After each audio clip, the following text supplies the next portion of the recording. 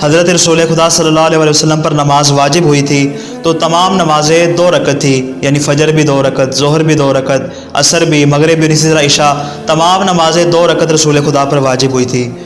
کچھ عرصہ گزرنے کے بعد حضرت رسول خدا صلی اللہ علیہ وسلم نے ان تمام نمازوں پر 2 رکعت کا اضافہ کر دیا، یعنی ساری نمازیں 2 رکعت سے تبدیل ہو کر 4 رکعت میں تبدیل ہو گئی۔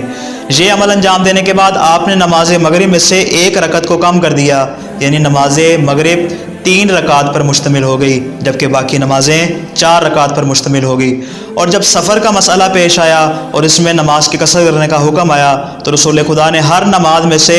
2 رکعت کو کم کر دیا کہ جو بھی 4 رکعتی نماز ہوگی اس کو سفر میں 2 رکعت کی صورت میں پڑھا جائے گا۔ لیکن آپ نے نماز مغرب کو اسی حال پر چھوڑ دیا، نماز مغرب میں کمی واقع نہیں کی، اور آپ نے فرمایا مجھے اس بات سے حیا آتی ہے کہ میں نماز مغرب میں 2 مرتبہ کمی واقع کروں۔ اس بنا پر